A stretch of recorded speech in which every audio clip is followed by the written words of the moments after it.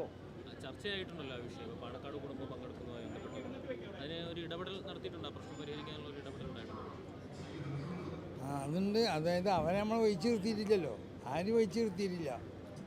പിന്നെ ഇന്ന് രാവിലെ ആ ഒരു ഏതോ ഒരു ചാനൽ വന്ന റിപ്പോർട്ടുണ്ടല്ലോ, എന്താണ്, എന്ത് ചാനലാണ്, നിപ്പോർ ചാനൽ.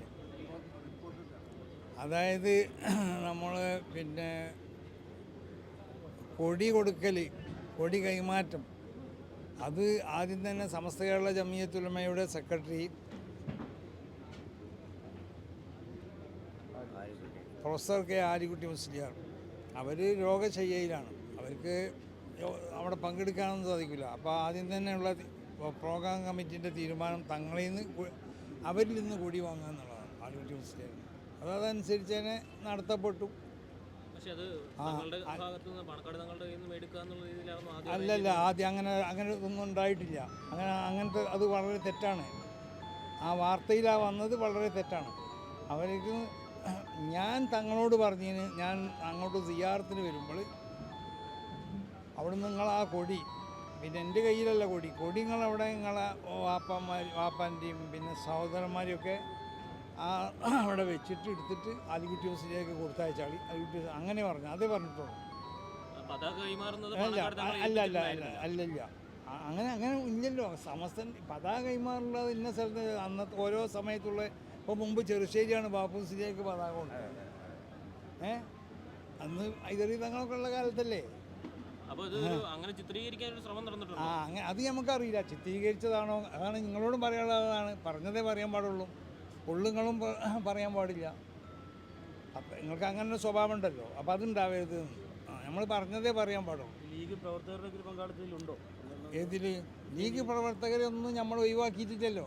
ഉണ്ടോന്ന് ചോദിച്ചാൽ നമ്മൾ ഓരോ സമയത്തും ഓരോ പരിപാടിയിലും പങ്കെടുക്കാൻ വേണ്ടി ലീഗ് നേതാക്കന്മാരെയും പിന്നെ പ്രവർത്തകരെന്ന് പറഞ്ഞാൽ എല്ലാം സമസ്തൻ്റെ പ്രവർത്തകർ, ലീഗിൻ്റെയും പ്രവർത്തകരാവാം, വേറെയും പ്രവർത്തകരുണ്ടാവുമല്ലോ. അപ്പോൾ ഇതിൽ കുറേ പ്രവർത്തകരില്ലേ, അത് സമസ്തൻ്റെ പ്രവർത്തകരാവാം, ലീഗിൻ്റെ പ്രവർത്തകരും ആവാം.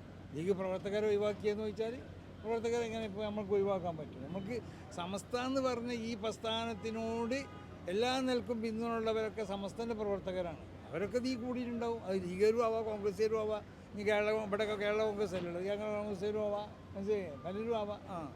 ഇനിയുള്ള പരിപാടികൾ, സമ്മേളനത്തിന്റെ പരിപാടികൾ, അതെ, ഇനിയുള്ള പരിപാടിയിൽ എന്നല്ല, പാണക്കാട് മുമ്പേ തീരുമാനിച്ചതാണല്ലോ. പാണക്കാട് തങ്ങളാണ് മലപ്പുറത്ത് ഞാൻ ചെല്ലുമ്പോൾ ആ യോഗ ഉദ്ഘാടനം ചെയ്യേണ്ടത്. ഇവിടെ ഇപ്പം ആരാണ് ഉദ്ഘാടനം ചെയ്തതെന്ന് പറഞ്ഞ് എന്താണ്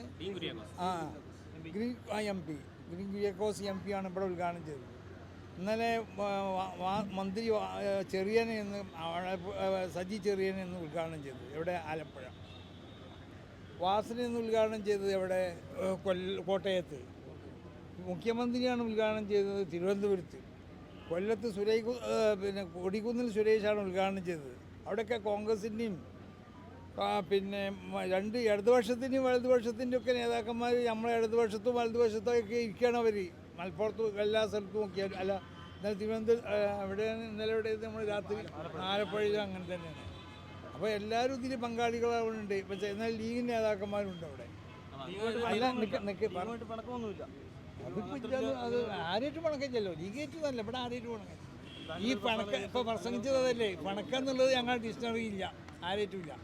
ആശയത്തിനെ എതിർക്കുന്നതായിട്ട് പോകണം, അത്ര നിരന്തരം ഇങ്ങനെ പറയുമ്പോഴും ലീഗിന്റെ നേതൃത്വമായി അകന്നു നിൽക്കുകയാണെന്നുള്ള വാർത്തകളാണ്. അതല്ലേ ഇപ്പം നിങ്ങളോട് പറഞ്ഞത്. മലപ്പുറത്ത് ഒന്ന് ഉദ്ഘാടനം ചെയ്യേണ്ടത് സാദിഖ് അലി ശിഹാബ് തങ്ങളാണ്. ഒന്ന് ഉദ്ഘാടനം, രണ്ട് പിന്നെ സ്ഥലത്ത് സ്വീകരണം മലപ്പുറത്ത് മാത്രമേ ഉള്ളൂ. ഒന്ന് സാദിഖ് അലി ശിഹാബ് തങ്ങളാണ് ഉദ്ഘാടനം ചെയ്യേണ്ടത്, മറ്റൊന്ന് ഉദ്ഘാടനം ചെയ്യേണ്ടത് അബ്ബാസ് അലി ശിഹാബ് തങ്ങളാണ്. അത് നമ്മളെ പിന്നെ രേഖയിലൊക്കെ ഉണ്ട്, റിപ്പോർട്ടിലുണ്ട്, എല്ലാത്തിലും ഉണ്ടത്. അവരെ ക്ഷണിച്ചതാണ്, അവരത് ഏറ്റതുമാണ്. അതുപോലെ നടക്കും. അടുത്ത മലപ്പുറത്ത് ചെല്ലുമ്പോൾ മലപ്പുറത്ത് സാദിഖ് അലി ശിഹാബ് തങ്ങൾ ഉദ്ഘാടനം ചെയ്യും, മറ്റേത് അബ്ബാസ് അലി ശിഹാബ് തങ്ങൾ ഉദ്ഘാടനം ചെയ്യും. മറ്റുള്ളതായ തങ്ങന്മാരുണ്ട്. ഇപ്പോൾ ഞാൻ പറഞ്ഞല്ലോ 10-25ഓളം തങ്ങന്മാരുണ്ട് നമ്മളെ കൂടെ. അതേമാതിരിക്ക് പാണക്കാട് കുടുംബത്തിലുള്ള തങ്ങന്മാരോട് സഹകരിക്കും. അത്ര ഉണ്ടാവും.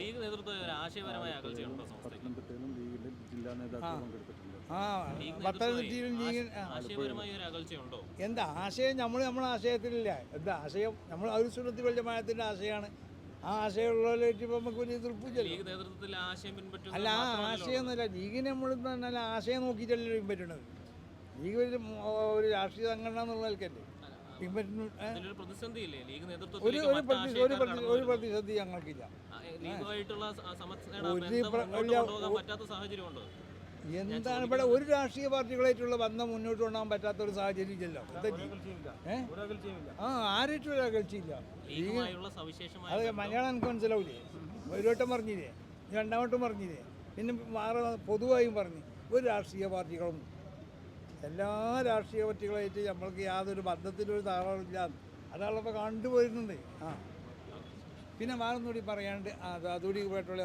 അതായത് പിന്നെ നമ്മളെ ഈ പിന്നെ സമ്മേളനത്തിൻ്റെ സ്വാഗത സംഘത്തിൽ ചിലരെ ഉൾപ്പെടുത്തിയിട്ടില്ല എന്നുള്ളതിൻ്റെ അടിസ്ഥാനത്തിൽ പിന്നെ നമ്മളെ പ്രത്യേകമാവുന്ന ചില നേതാക്കന്മാരൊക്കെ ഉൾപ്പെടുത്താൻ വേണ്ടി നമ്മളോട് ആവശ്യപ്പെട്ടതിൻ്റെ അടിസ്ഥാനത്തിലും നാസർ ഫൈസി നമ്മളൊരു അസിസ്റ്റൻറ്റ് പിന്നെ ഡയറക്റ്റായിട്ട് ഉൾപ്പെടുത്തിയിട്ടുണ്ട്. അതോടുകൂടി പ്രശ്നം കഴിക്കും.